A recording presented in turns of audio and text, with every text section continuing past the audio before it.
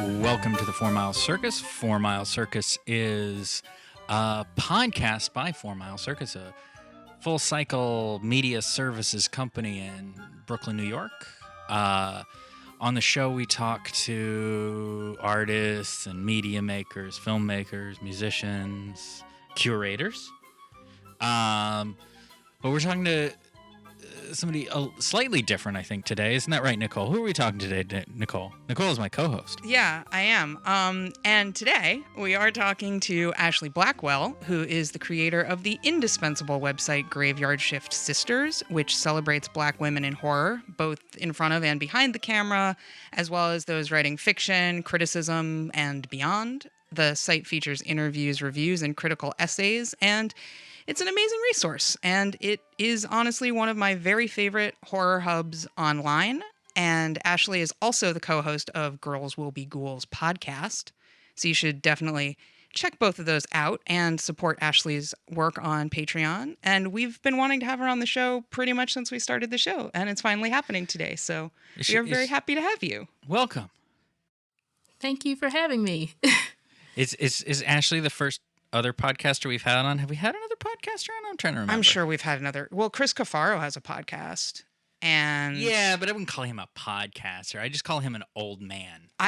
Well, that's fair, but I'm sure we are forgetting and deeply offending somebody right now who no doubt listens avidly to every single episode. It's like, curse you, you forgot my podcast. My phone is already blowing up with the angry texts. Ashlee is one of few podcasters we have had on, though, I believe. That's fair to say. That's fair. So, hi, Ashlee. Thank you for joining us today. Hi, Sean. Hi, Nicole. Hi. So, should I just jump into it, Sean? Jump into my questions? That's how it works? That's our format? I was thinking that instead of doing that, which makes a lot of sense and is really what we should be doing, I'm going to go and launch into my new cooking show. Now, okay, this bit is going to go on too long, and I'm going to have to tell you to edit it out later. And so let's get into the interview. How about? Well, then just go for it. Sweet. Okay. So, Ashlee, so you started Graveyard Shift Sisters some years ago. You've been around for a while now. And I believe your mission statement of sorts in starting it was that you wanted to combat the marginalization of Black women in horror as fans and creators and actors and in all realms of horror.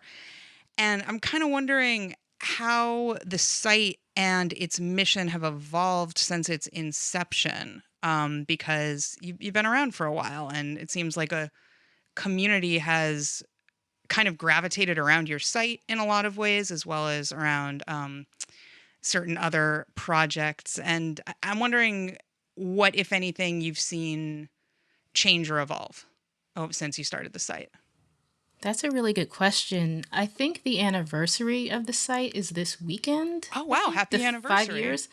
I never remember. I always remember it's the beginning of October, but I forget the specific date. I can probably find it on the website. But how it's evolved, I didn't know what in the world I was doing when I first started it. I knew it was this, I knew the site was birthed out of kind of this frustration of, oh, I'm seeing other Black women who are interested in horror, but they're actually like doing things. They're actually producing films. They're actually writing books. And none of these major websites were talking about them. And I was like, it was really frustrating, and it really bugged me. And that was just one of the components. That was probably like the driving force, like the kind of the last straw where I was just like, okay, I want to kind of do something about this. I don't know exactly what. So I kind of started the site kind of thinking about it as like just a fan, not just as a writer or creator. Just as how do I feel? What's my experience? What has my experience been as a horror fan and as a Black woman, and how those two things kind of have combined throughout the years. And God, I just kind of started writing essays, and then I kind of started looking at, representation and things like that. Like, looking at various Black women in different types of films, the more widely recognizable ones. Like, I think kind of my first favorite thing that I did on the website was kind of like the Sisters of, and then like I took the big franchises like Halloween and Nightmare on Elm Street and Friday the 13th. And like, so I started doing things like that, and it kind of just, I can't tell you like how it kind of became what it is. I just kept writing, and I kept building a network online. It just kind of prospered on its own. I can't say I necessarily did anything. I'm just kind of the wizard behind the curtain, kind of facilitating, and hoping my muse kind of hits me in a good way on certain days. A couple of times a week, I hope, and just keep producing content. And people have been really positive and responsive to it, and I'm just happy that people are enjoying what they're getting. And hope that answered your question. That's all I can kind of think of as far as how it's kind of grown. And it keeps growing. I hope it keeps growing. Oh, absolutely. No, that definitely answers the question. And you were doing all the writing yourself, right? It was all your work. And I know that in more recently, like you have a lot of contributors, right? Who also like write stuff for the site.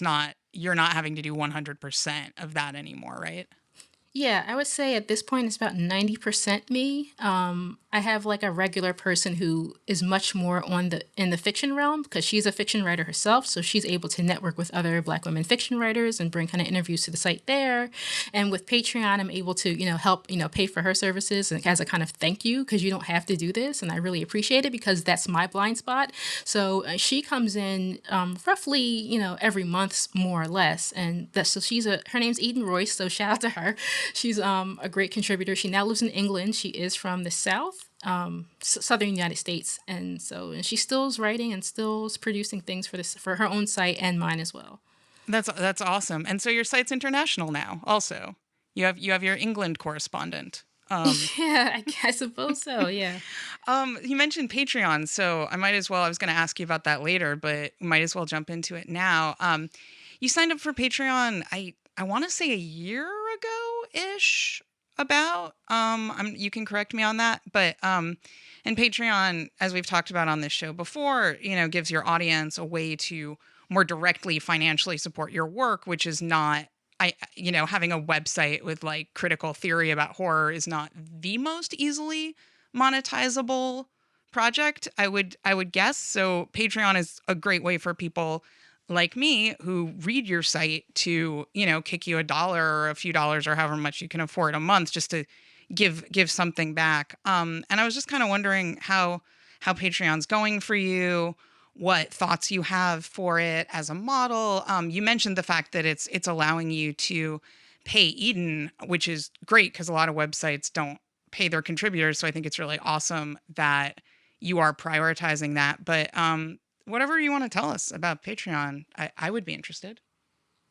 Patreon is hard for me because I'm really terrible at asking for money, and I want to give more incentives to people who contribute. So again, thank you, Nicole, for donating. But yeah, I want to be able to do more with it. That I'm still trying to figure out what to do, like what to give people who are Patreon supporters versus people who aren't Patreon supporters. So I'm still trying to mentally figure out that fine line and do more. But yeah, again, anything that I do receive, I do at least with the swag I have bought, like I do send people stuff and give them free things as much as I possibly can. What else do I do? As far as also paying contributors when I have it. What else do I do? I try to buy more marketing materials. I pay for website expenses. I pay for research costs. Some of that money does go into traveling if I have to go to a film festival that I'm covering as press or whatever. So little things like that is what I pretty much use it for. But I definitely want it to be more engaging. It's just very difficult because I don't. I guess my site is interactive, but I guess I'm more interactive with it in regards to Twitter. I don't know if that makes sense, but it's still a learning process for me. That does make sense, and it raises a few questions for me. I mean, one thing I feel like everyone I know who's on Patreon is like kind of trying to figure that out, and different people are approaching it differently in terms of incentives and rewards. And I guess not enough time has passed to really see how it all shakes out and what So I think you're in good company in terms of being not 100% sure how to proceed in terms of that. And you mentioned Twitter and interactiveness of Twitter, which leads me to a question about like social media in general and how you use that both for Graveyard Sisters in general, but also in terms of your Patreon. Like, do you use social media to try to drive traffic to Patreon? Where do your or are your patrons mostly just people who are like devoted readers of the website and found it that way? And just how those three platforms of the website, Patreon, and I guess social media is not a platform, although Twitter is, but social media just in general, if my garbled question made any sense. If you could talk about all that. Okay. Thank you, Ashley. It's a little bit of both, I think. I think right now, I think people who are Patreon supporters just really like the work that I'm doing and want to see it continue. And money does definitely help. Again, it helps me bring in more voices and, give them an equitable shake at getting paid, because I know that's a thing for me even. Like, I wish I could be a freelance writer full time, but that's just, it's a hustle that I don't know if my brain has it in me. I mean, I don't know, man. If I didn't have to have like a regular job, like if I had the luxury of being able to, okay, I can still pay all my bills, but I can still be a freelance writer, that would be awesome, but I don't have it. So, God, I forget what you asked me already. Just trying to figure out how to go with this. It was a good answer though. But, just social media, Patreon, your website, how the three kind of drive traffic to one another, how you use social media to promote the other two, that sort of thing. Yeah, I do the Patreon as far as pushing it as much as I can. When I first started, of course, I tweeted it out more, and I think everything I pretty much tweeted out gets a response, which is great, more or less. Sometimes I just want to talk and not interact. I think it's the weirdest thing about Twitter. Like sometimes you just want to say something, you don't want a response, but I guess that's not how it works all the time. But no, as far as Patreon, that's definitely, I do like the responses, and I try to, and if people are interested and if people are a supporter, I do try to be as accommodating as I possibly can. Again, I don't know if I answered your question. No, you totally did. And now I'm going to ask you a follow-up, which is Sean and I generally ask this question of all of our guests, and this seems like an appropriate time to ask it of you, which is, which are your favorite and least favorite social media platforms and why? I think I have a guess for what your least favorite is, but I might be wrong.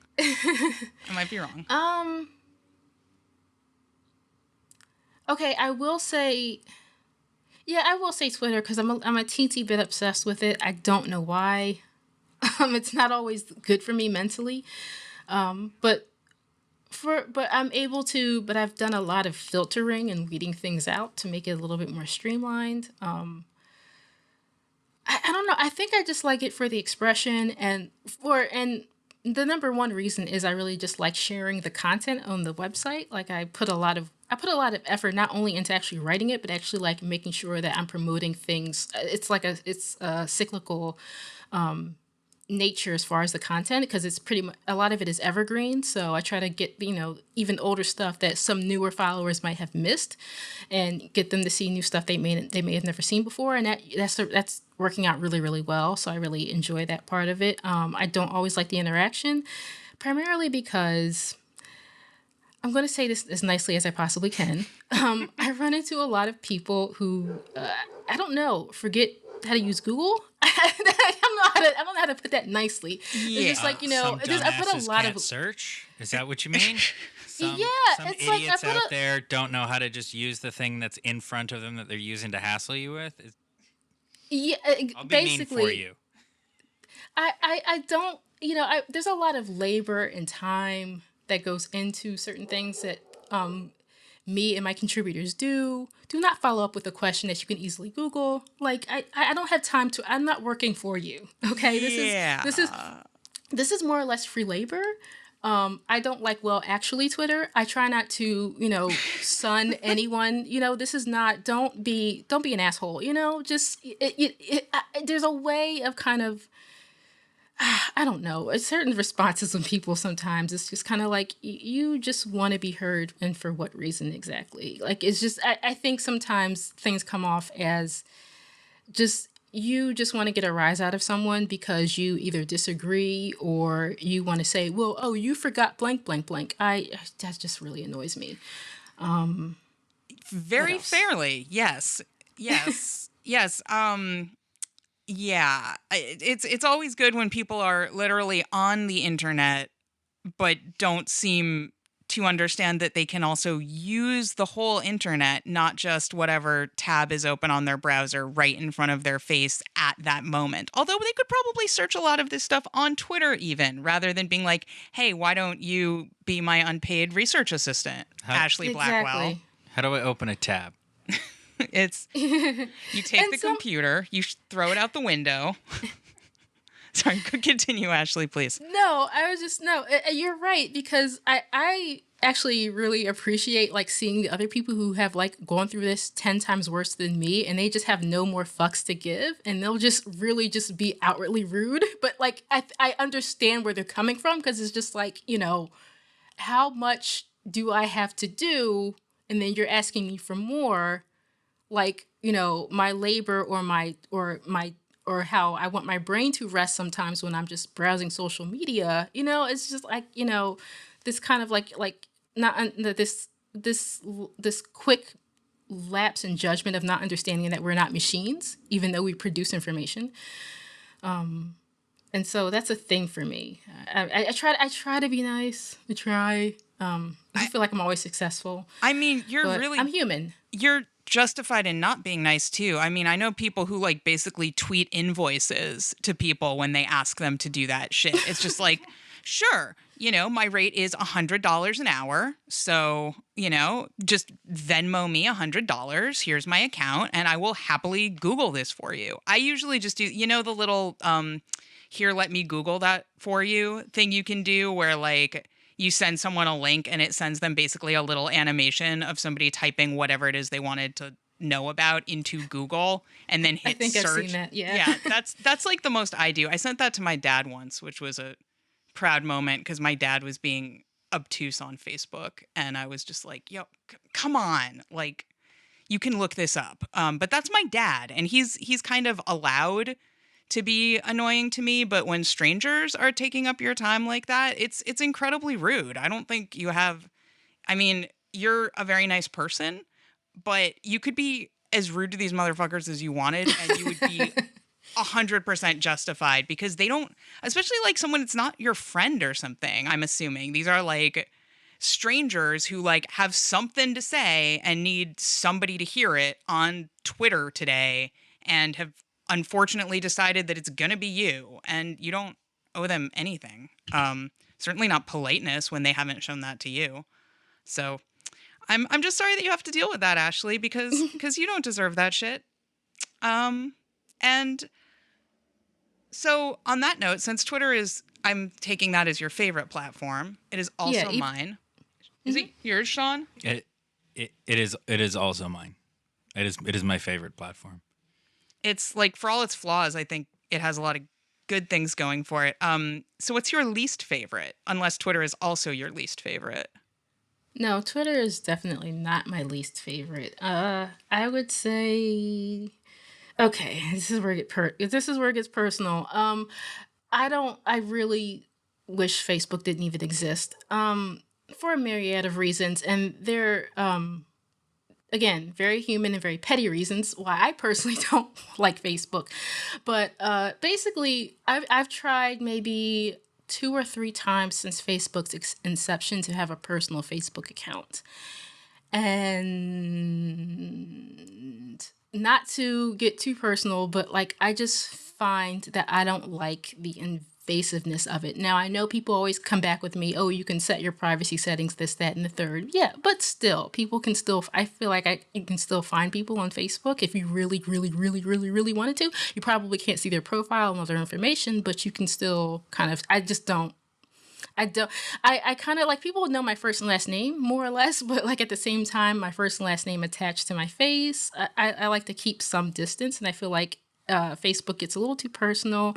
I'm a somewhat private person. On top of that, I don't like and I just don't like the idea that people need to share like every intimate detail of their family and personal life, and they have to have. I just, it's not for me. I don't care about people like that. I really don't.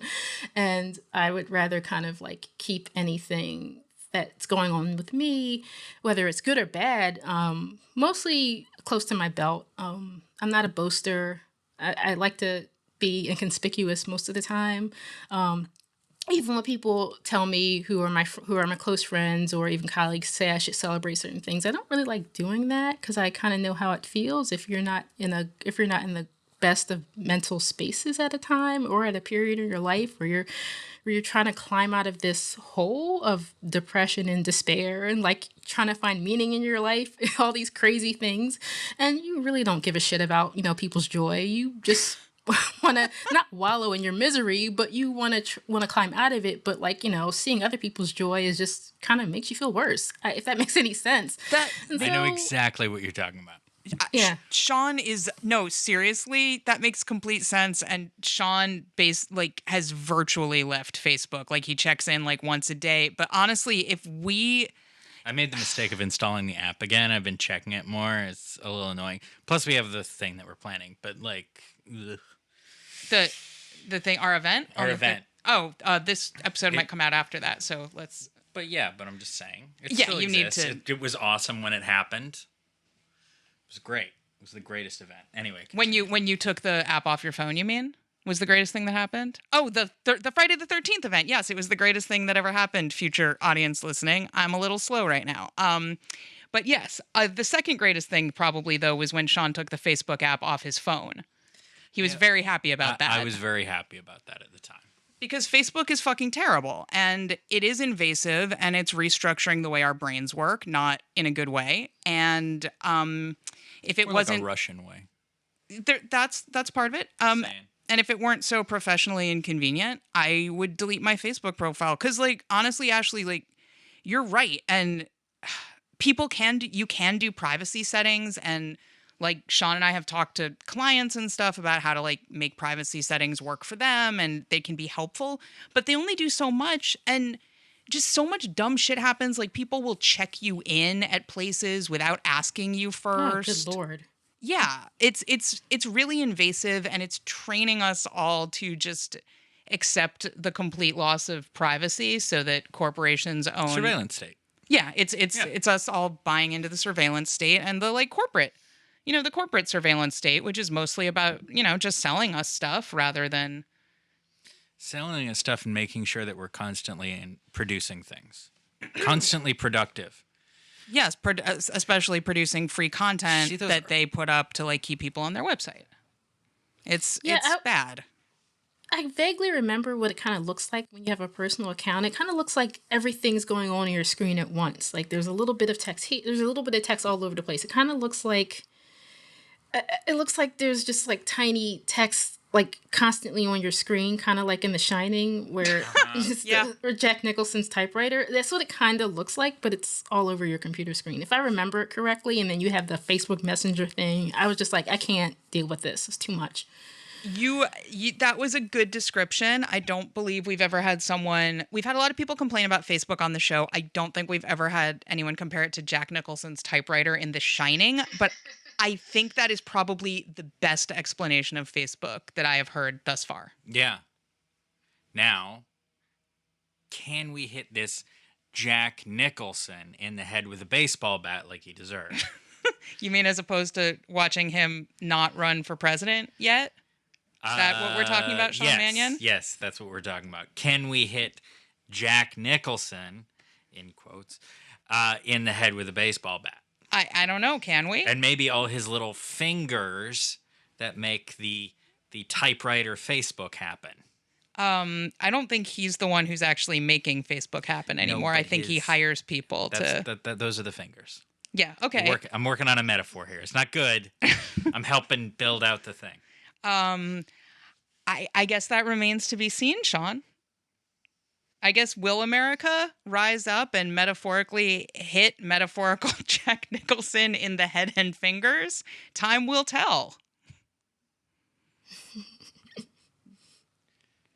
Russia's the house. Yeah. I'm just saying. I think it's that big bill, that big hotel. That's what it is. I think so. Yeah. What's it called? The Overlook? Is that the name of it? Yes, the Overlook Hotel. Yeah. Yeah. Okay. Well, listeners, if you're lost and confused, just come to Sean Mannion's house. DM me on Twitter, or if I don't follow you on Twitter, just tweet at me, and I will share the address because he likes that, and he can explain this to you. I will totally explain this metaphor to people Great. as soon Especially as I understand it. so Facebook's the worst. We all agree. You do have a Facebook for Graveyard Shift Sisters, though. So you do have a page, and you Yeah. use that. Is it effective at all for you, or is it just kind of a thing you have because like you kind of need to have it because people ask, "What's your Facebook page?" Like we're going to at the end of this episode for our show notes. But yeah, is it effective for you in terms of like getting drawing traffic to the site or promoting content or anything else at all? Both. Again, I don't. I have a friend who's really good at social media analytics. I am not. She like is the kind of person who knows, like, she'll realize what the best day of the what the best time of the day to post things and things like that. I'm still kind of figuring it out kind of on my own because I'm lazy and I don't feel like looking up how to utilize analytics. So I'll just post things on a specific time of day where I'll get the most hits that I've noticed over the pattern of a couple of years.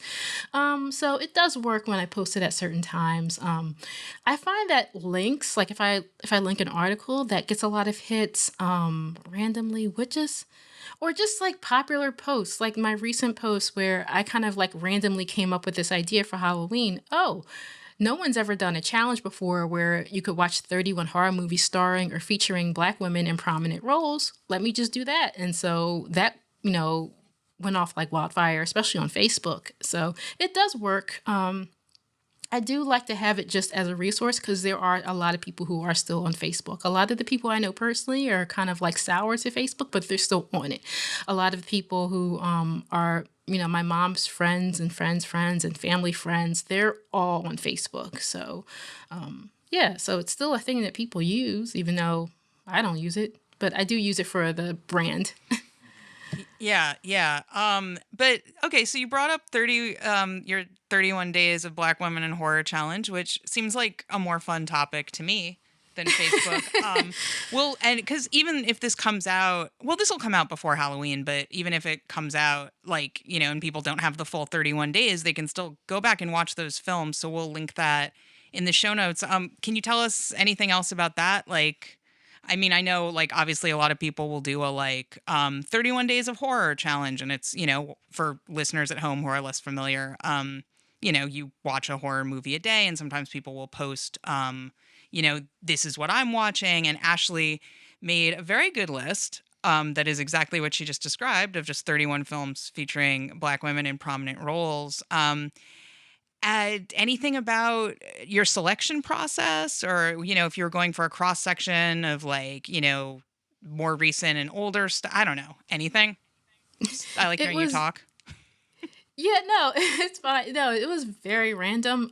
Again, it's from kind of the accumulation of knowledge I've acquired over the past couple of years about the variety, especially, and also going back to the 1940s, because I don't think a lot of people realize there were a lot of Black horror films that were kind of produced during that time, and kind of sprinkling in a few of those, even in the 50s and 60s. While that was a dead those are two really dead decades for Black people in horror, but there were still a few spots here and there where you did have some Black women and men in particular roles in horror, like the horror sci-fi kind of hybrid. So, and yeah, and also just like really like good movies that everyone's heard of versus like some really like bad movies that are on Netflix. Like, for example, like The Ouija Experiment is a terrible movie, but for some reason, I saw it a couple of years ago, but for some reason it's still like, I kind of like it, even though it's awful. But I think I like the fact that it's rare because like, I think the Black woman in that movie, I think she's like the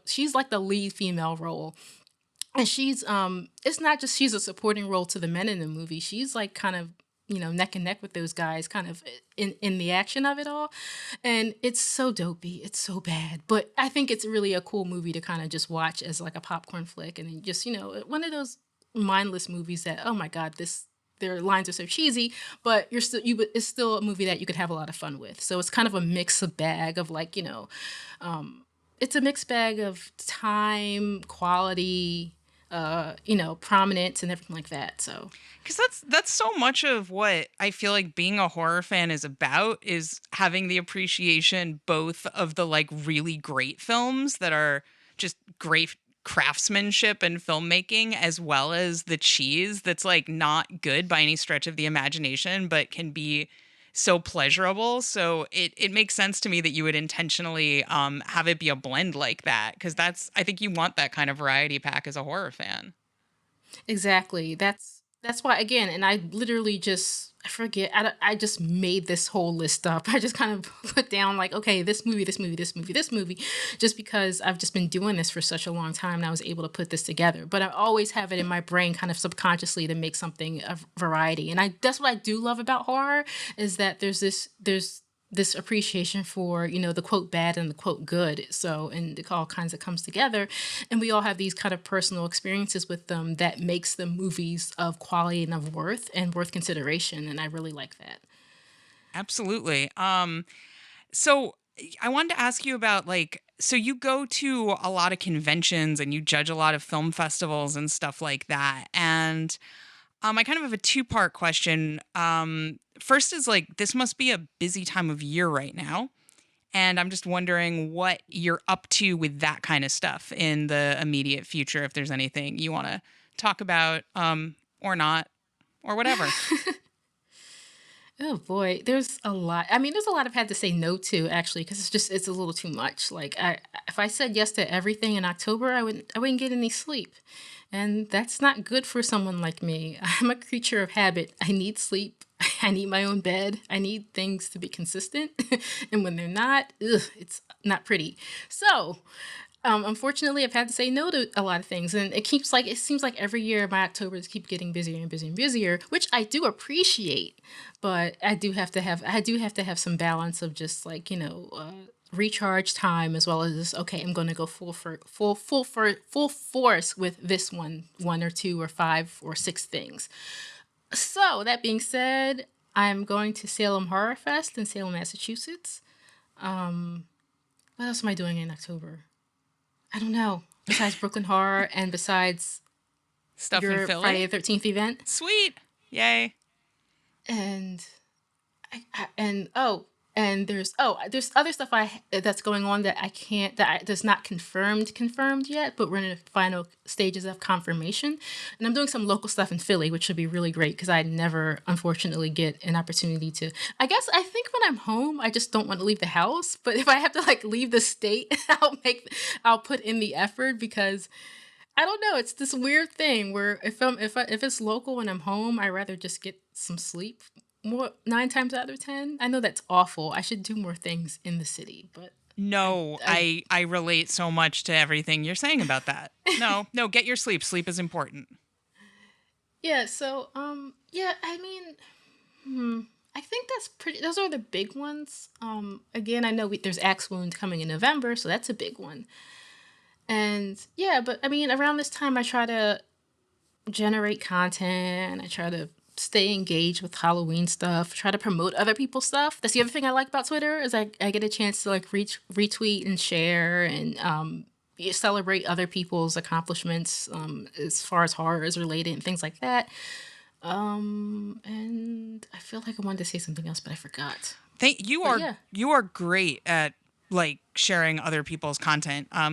For listeners at home, Ashley even is nice enough to share 4 Mile Circus content quite a bit, which is like greatly appreciated. And we've definitely gotten connected with a lot of people through your efforts, and so thank you for that. And related to the conventions and things like that, I wanted to ask you before we wrap up and play some games. I wanted to ask you about meeting like horror luminaries of various sorts. And I was wondering who some of the particularly memorable ones were, perhaps somebody who left you kind of starstruck, because you've met a lot of people. I see photos of you with a lot of people.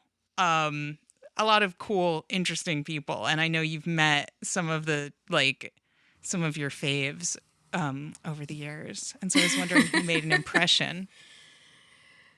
Um, I've been grateful to get a lot of opportunities just by virtue of the effort I've put into this brand for the last couple of years, and it's really kind of come to a head in a really great way this year.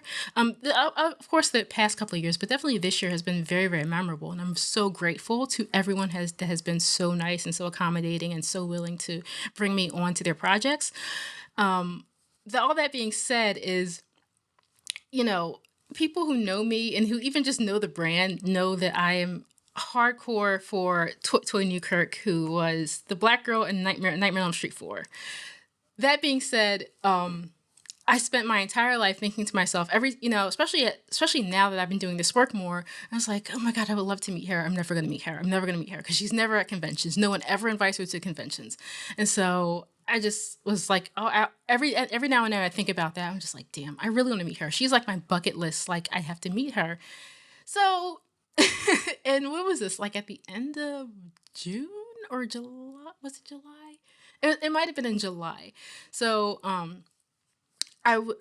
so I did this podcast with these two hosts, Deandra and Paige, and they do Elm Street Radio, and they also do all things in Nightmare on Elm Street. And so they invited me on, and we kind of talked about representation, and we talked about Toy's character in the movie and things like that. And so Deandra, a couple of weeks later, sends me this link, and she's like, "Oh my God, Ashlee, look!" And Toy Newkirk was going to be at this convention in Chicago, and I was just like, money is tight. I don't know if I can get to Chicago. This is kind of last minute. But I had a temporary job at the time. I had a temp job that like I was making enough money. I was making just enough money where I can make this work, where I can still pay my bills and still get on this plane and just go. And I was just like, I don't care. I'm going to do this. I cannot miss this. And so I made all the arrangements and did that at the last minute. And then Deandra had gotten Toy on the podcast. And we had talked about me coming back and if she was able to get Toy to do the episode. And so I'll make this story as quick as possible, I swear. So we do the podcast, and then I'm actually kind of talking to Toy. So I'm already freaking out and geeking out about that. And it was so cool because like she actually read the essay. One of the first things I've written for the web was my essay on Sheila and the Nightmare on Elm Street 4. That was literally one of the first things I wrote for a blog on a personal blog of mine. And I just kind of was able to save that throughout the years, because I think I wrote that maybe in 2006, 2007, if not earlier. And she had read that, and I was just, so I'm listening to her, my jaw is open. I'm supposed to be interviewing her, but my mouth is open the entire time because I'm just like, oh my God, she actually read this and appreciates this in such a profound way. So I was already floored, and so we already had built that connection. And I told her I would be at, what was it called? Oh my God, I don't even remember the name of the convention. It was, oh crap, it's going to bug me. I'm drawing a blank. But basically, I was going to be at that convention.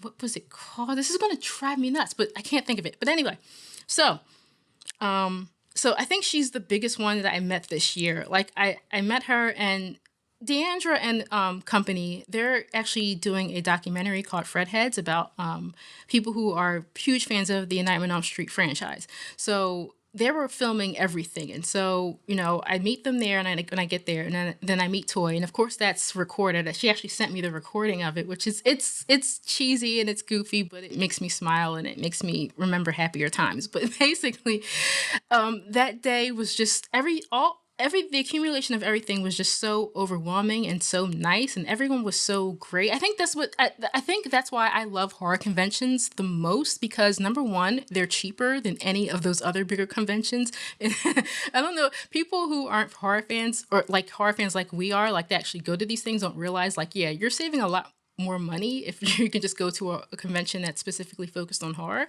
That's number one. And number two, the people you meet is just more like 9.9 times out of 10, I've met some of the nicest, most, complete strangers, and you're just kind of embracing each other verbally in a way that you wouldn't outside of it, because, outside of it, you kind of feel like a freak a little bit sometimes, but you get to come to this place where everyone loves these crazy, weird, off movies so much that they're spending their money and their time and their weekends at a convention, spending way too much money and meeting people who we consider, our personal heroes, celebrities, or people we've admired throughout the years just being on screen. So meeting Toy that day and just doing the interview for the documentary, like I just had this like really human moment. And I didn't know crying was a thing, and I actually cried. I don't cry. I try to keep my emotions really hidden and encased inside. But that day was just that I needed that release. That was just like, oh my God, this feels awesome. And just meeting Toy, it was just like, it was just like meeting a big sister that I didn't know I had. And I needed that. And I didn't realize I needed that until later in the day when I kind of had this catharsis and this breakdown.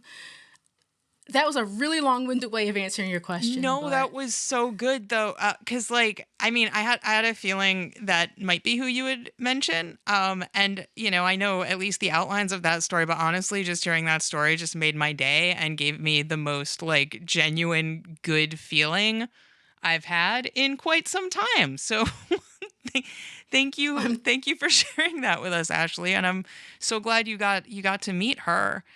And didn't you just get a painting of her recently? Didn't someone send you a painting of her? there's this local artist. She actually doesn't. She lives maybe a neighborhood north of me, and she does all this cool kind of street art. It's called like Rainbow Alternative, and I know she does. Sometimes she'll do vending at different conventions and things like that, horror conventions specifically as well.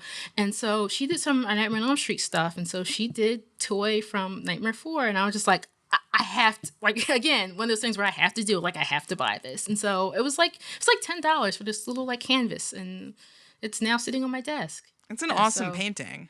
It's amazing. Again, it's the other thing about all this like Black characters in horror and Black horror, like you don't see it like well represented at all at conventions. And so when people are doing it, like you have to support it because you want to see more of that.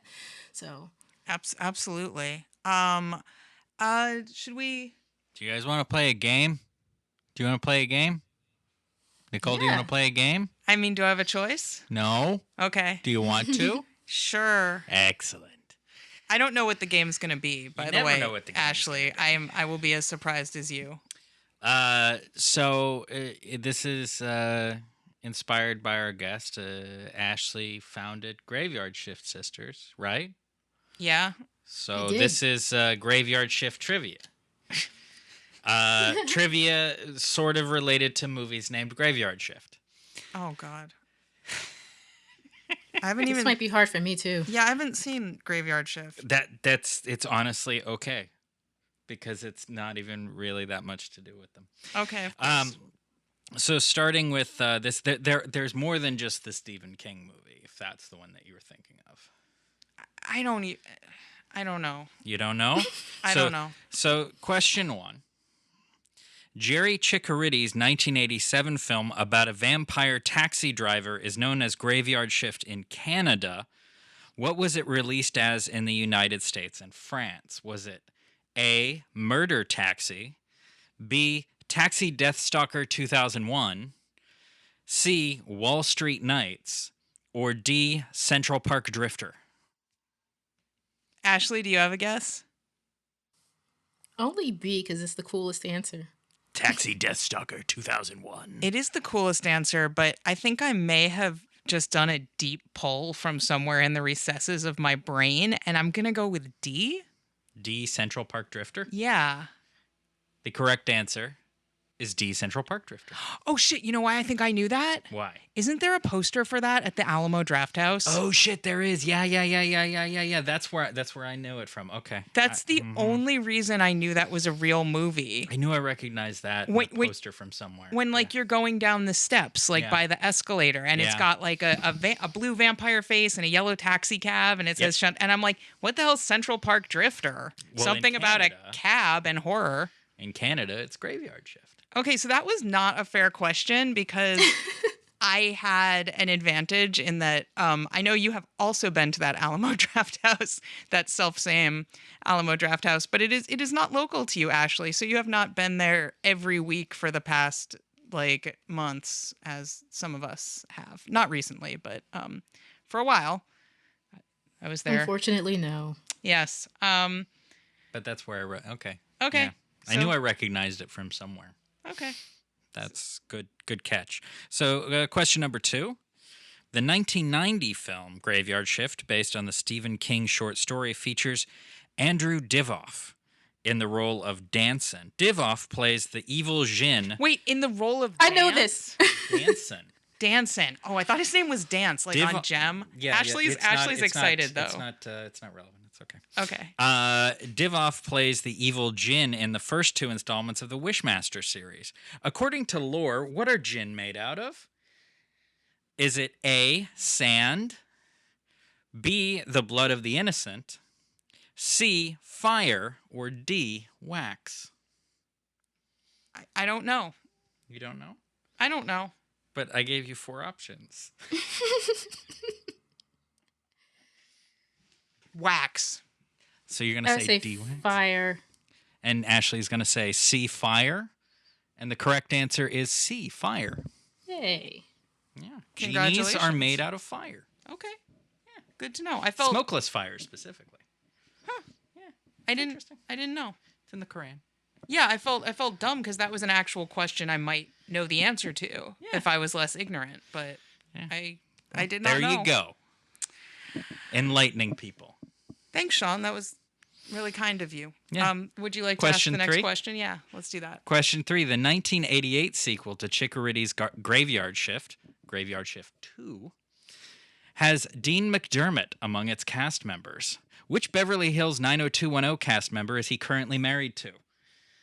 Is it A, Shannon Doherty, B, Heather Locklear, C, Tori Spelling, or D, Tiffany Thiessen? I have a lot to say about this question, but I'm going to let Ashley go Specifically first. designed for you. Thank you, Sean. Do you know what I'm going to say? Some of the things I'm going to say? I don't even know. Okay. Ashley, do you have a guess before I smash this? Because I did have a good educated guess, and then I forgot. What's the guy's name? His name is Dean McDermott. Is it Tori Spelling? I don't know. it is Tori Spelling. Is it not? Are you both saying Tori Spelling? Yes. Yeah. It's Tori Spelling. Okay. Also for our listeners at home who might be impressionable children who do not know this, Heather Locklear was not on Beverly Hills 90210. She was on Melrose Yeah. Place. Right, but there's often answers that don't make any sense. But did you know that? I know she wasn't in 90210. Did you know that before I said so? Yes. Okay. That's why she's on the list. But I thought She's the obvious bad answer. then how did you not know that I was obviously gonna like get really angry about that? Because I said, do you know some of the things that I'm going to say? I didn't know that you would get angry about me putting an obviously bad answer in there. Well, I'm glad I didn't put 2 obviously bad answers in like I was planning to. Well, I guess you don't know me as well as I thought, Sean. I don't care. In any event, so Ashley, before we wrap things up, where can listeners find you online? Twitter at Graveyard Sister. I never remember these things off the top of my head. Whenever I ask me, it's the weirdest thing. But that's the best place.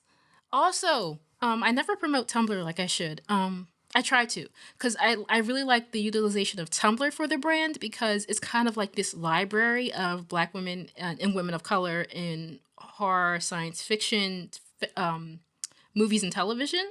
So it's kind of like this. It's like I've got like hundreds of posts. It's kind of like a database. So if you're looking for a film, if you're looking for anything as far as what women of color are in, that has a lot of options there for you to kind of scroll through. So the Tumblr blog is graveyardshiftssisters.tumblr.com. And again, the Facebook page is readily available for people who love Facebook. That's facebook.com/graveyardshiftssisters. And Instagram is a little bit more personal. We don't have to link it if you don't want. We will, though, if you want. Yeah, sure. I mean, you can follow me on Instagram at Graveyard Sister. You can see my face if that interests you more there than anywhere else. And also the various goings on that I do for the brand, traveling, trying to enjoy the life that I have.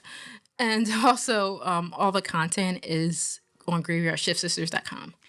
That's awesome. And I just want to second what you said about Tumblr. You use Tumblr better than most people who use Tumblr. Like the Graveyard Shift Sisters Tumblr is a really awesome kind of evergreen resource where you have a lot of Ashlee has put together a lot of photos and information about different Black women in horror that it's a good usage of that platform. So if you're on there, I suggest you check that out, and I would not really particularly suggest most people's Tumblrs to most people.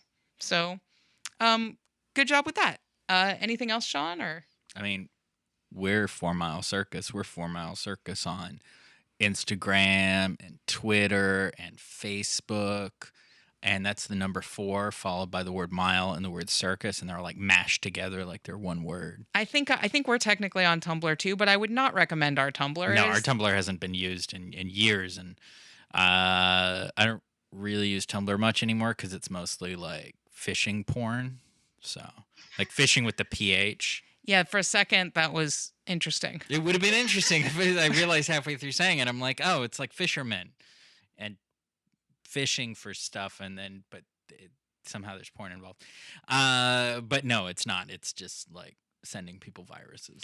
Okay, great. So be careful of the fishing porn, and Facebook's terrible. And thank you, Ashlee, for being on the show. And we will catch you listeners next time, right? Yeah, I think so. Okay. Okay. Bye. Bye.